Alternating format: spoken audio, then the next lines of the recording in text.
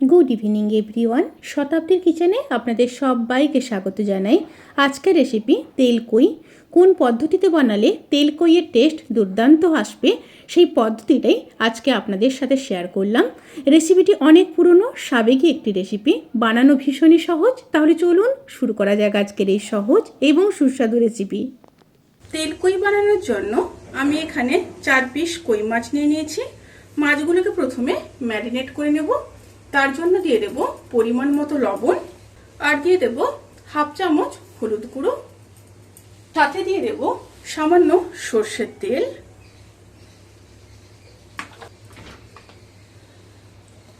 তেল দিয়ে মাছগুলোকে ম্যারিনেট করে 10 থেকে 15 মিনিট ম্যারিনেশনে রেখে দিতে হবে।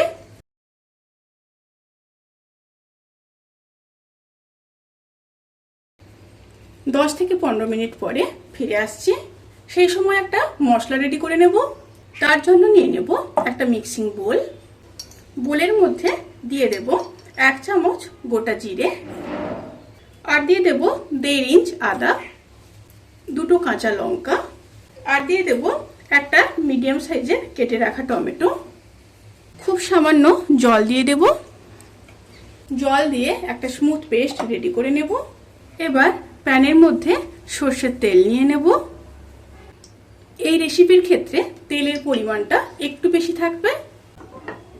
তেলটা হালকা গরম হয়ে গেলে এবার মাছগুলোকে দিয়ে দেব। একটা দিক অবশ্যই মনে রাখবেন, তেলটা যাতে বেশি গরম না হয় সেই দিকটা কিন্তু অতি অবশ্যই খেয়াল রাখতে হবে। হালকা গরম হলেই কিন্তু মাছগুলোকে দিয়ে দিতে হবে। একটা সাইড মাছ ভাজা হয়ে গেছে, এবার উল্টে দিচ্ছি। মাছগুলোকে কিন্তু বেশি ভাজা যাবে না, হালকা ভেজে তুলে নিতে হবে। দুটো সাইড মাছ হালকা ভাজা হয়ে গেছে, এবার তুলে নেব। এবার ওই তেলের মধ্যে হাফ চামচ কালো জিরে দিয়ে দেব। তেল থেকে যখন সুন্দর একটা স্মেল বেরোতে শুরু করবে সেই সময় একটা বড় সাইজের বেটে রাখা পেঁয়াজ দিয়ে দেব। মিডিয়াম টু লো স্টিমে পেঁয়াজগুলোকে খুব ভালো করে ভেজে নেব। পেঁয়াজগুলো যখন ভাজা ভাজা হয়ে যাবে সেই সময় পেস্ট করে রাখা মশলা দিয়ে দেব।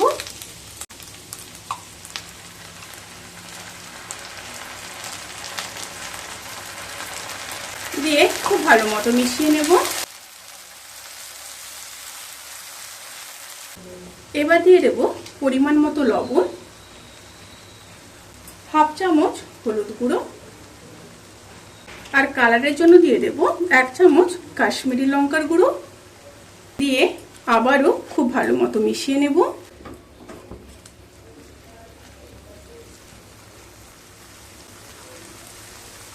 সাথে দিয়ে দেব খুবই সামান্য জল। আবারও খুব ভালোভাবে মিশিয়ে নেব। মিশিয়ে নিয়ে মিডিয়াম টু লো স্টিমে মশলাগুলোকে কষিয়ে নিয়ে তারপর ফিরে আসছি।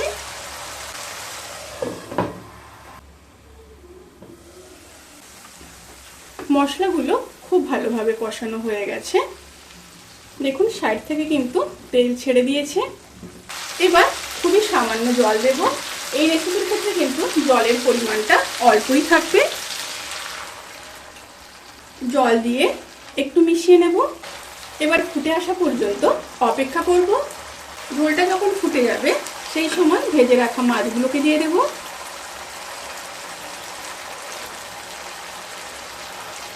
মাছগুলো দিয়ে মশলার সাথে একটু মিশিয়ে নেব।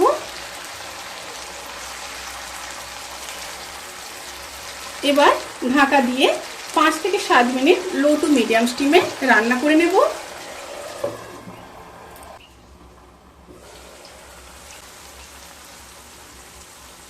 রান্নাটি কিন্তু প্রায় হয়ে এসছে। সাইড থেকে যখন দেখবেন তেল ছেড়ে দেবে তখনই বুঝে নেবেন যে রান্নাটি হয়ে গেছে। এবার উপর থেকে খুব সামান্য চিনি দিয়ে দেব। অবশ্যই দিতে হবে যেহেতু এখানে টমেটো ব্যবহার করা হয়েছে। আর দেব হাফ চামচ গরম মশলার গুঁড়ো। এবার খুব ভালো মতো মিশিয়ে নিলাম। এবার গ্যাস অফ করে ঢাকা দিয়ে 10 থেকে 15 মিনিট স্ট্যান্ডিং টাইমে রেখে তারপর সার্ভ করব। রেসিপিটি কেমন লাগলো প্লিজ কমেন্ট করে জানাতে কিন্তু ভুলবেন না। যদি ভালো লেগে থাকে তাহলে সাবস্ক্রাইব করে পাশে থাকা বেল আইকন প্রেস করে নোটিফিকেশান অল করে রাখবেন। তাতে করে আমি যত রেসিপি দেব সমস্ত লিঙ্ক আপনাদের কাছে পৌঁছে যাবে।